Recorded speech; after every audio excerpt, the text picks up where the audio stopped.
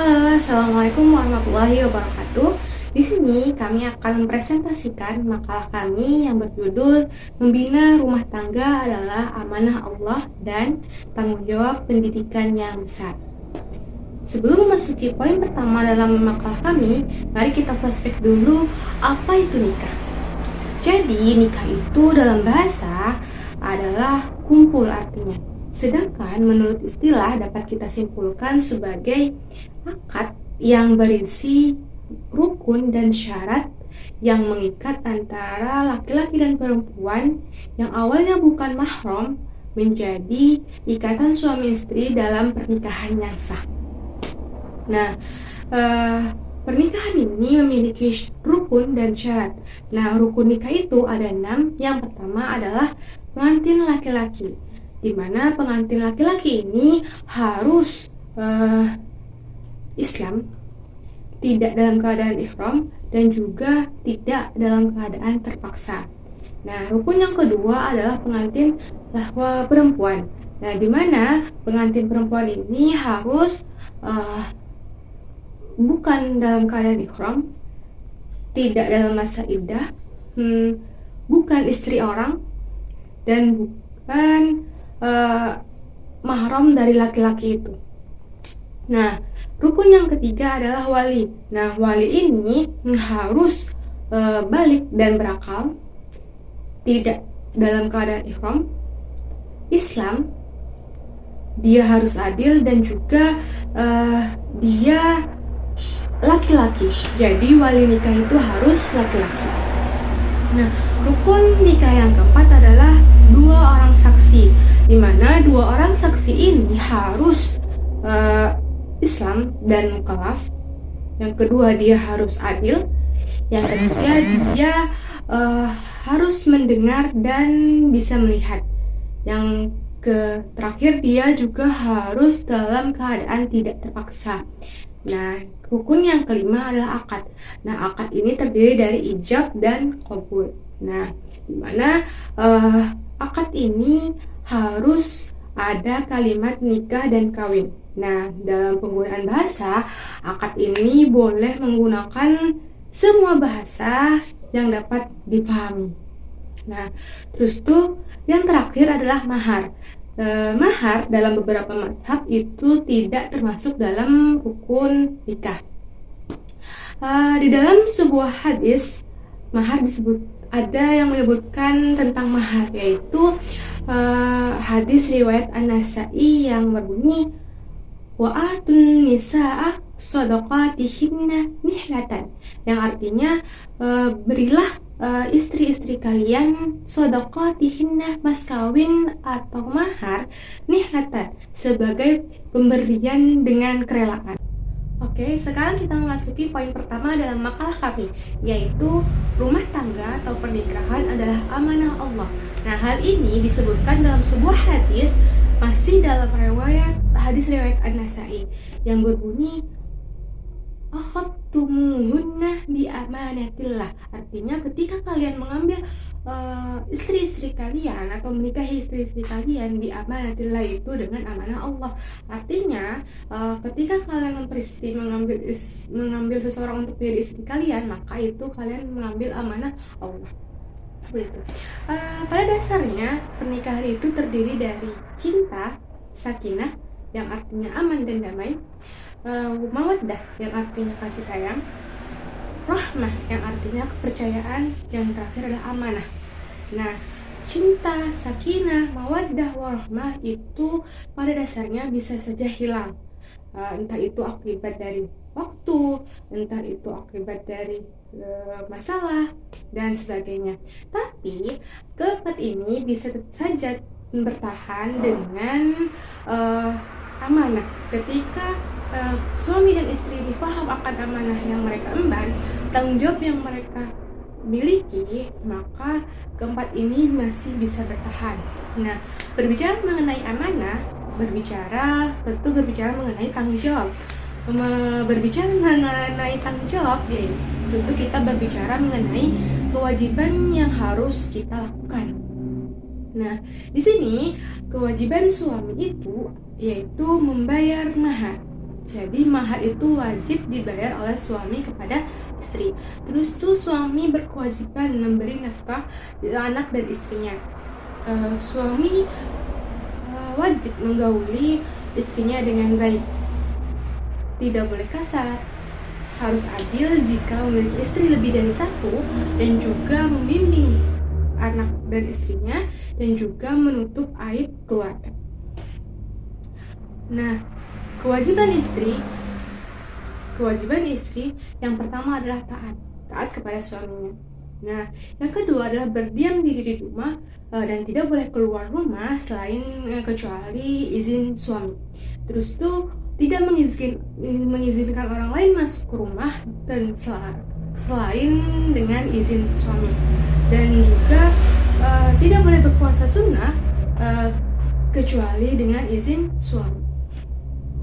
Terus tuh kewajiban yang harus dilakukan bersama, yaitu yang pertama adalah saling bekerja sama dalam taat dan taqwa, saling menegur, memperbaiki jika ada yang salah. Terus tuh saling bekerja sama dalam mewujudkan keluarga yang bahagia. Terus tuh saling bekerja sama dalam mendidik anak. Jadi mendidik anak itu adalah kewajiban kedua orang tua, bukan cuman ibu. Terus tuh bekerja sama dalam menjaga rahasia keluarga. Istri menjaga aib suami menjaga aib istri. Terus tuh yang terakhir adalah saling membantu tanpa pamrih. Oke, selanjutnya akan dilanjutkan oleh rekan saya. Oke, kita lanjut ke pembahasan yang kedua, yaitu tanggung jawab pendidikan dalam keluarga. Nah, tentu kita tidak asing lagi dengan kalimat ibu adalah madrasah pertama untuk anaknya. Tapi ada sedikit orang yang mungkin masih salah paham dengan kalimat ini, sehingga beranggapan bahwa peran ayah hanya mencari nafkah dan mencukupi kebutuhan. Akan tetapi sebenarnya ibu dan ayah memiliki peran yang paling penting dan tanggung jawab yang sama pentingnya dalam hal pendidikan dan pembentukan karakter anak. Salah satu dari sekian banyak hadis yang menyebutkan peran ayah dalam pendidikan adalah salah satunya berikut. Ma nahala walidin waladahu afdalu min adabin hasanin. Nabi SAW bersabda, tidak ada pemberian seorang ayah untuk anaknya yang lebih utama daripada pendidikan tata krama yang baik. Hadis riwayat Imam At-Tirmizi. Pendidikan yang terdiri dari ayah, ibu, dan guru bertanggung jawab pada pendidikan, pembentukan, dan persiapan bekal mereka untuk menghadapi kehidupan. Sehingga kita dituntut untuk mengetahui batas-batas tanggung jawab sehingga mampu menyiapkan langkah dan aspek yang benar. Adapun tanggung jawab pendidikan itu ada beberapa hal di sini. Yang pertama, tanggung jawab pendidikan iman. Pendidikan iman adalah mengingatkan anak dengan dasar keimanan, membiasakan hidup berdampingan dengan rukun Islam, dan mulai mengajarkan tentang prinsip syariat Islam saat mereka mulai memasuki usia tamyiz, yaitu sekitar 7 tahun, seperti itu. Nah, di sini Rasulullah mencontohkan untuk mendidik anak itu yang pertama membuat hal pertama yang didengar adalah tiada Tuhan selain Allah. Jadi kita mendengarkan kepada anak itu tentang kalimat ucapan la ilaha illallah. Kalau bisa juga ditambah dengan kalimat ucapan Muhammad Rasulullah, seperti itu. Dan kita juga mengenalkan hukum halal dan haram.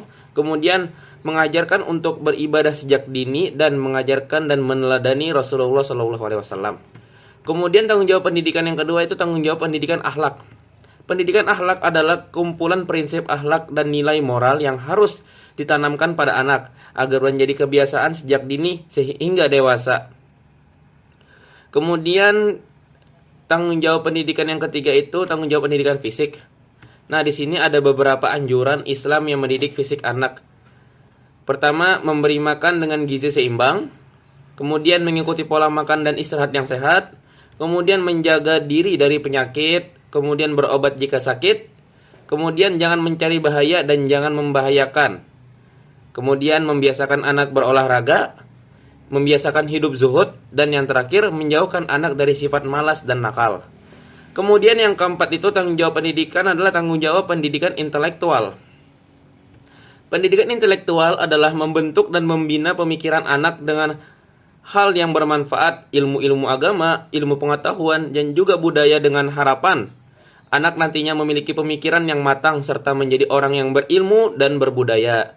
Dalam pendidikan intelektual ada 3 hal utama yang menjadi titik beratnya, yaitu kewajiban mendidik, kemudian pencerahan atau menyadarkan pikiran anak, dan yang terakhir memelihara kesehatan akal.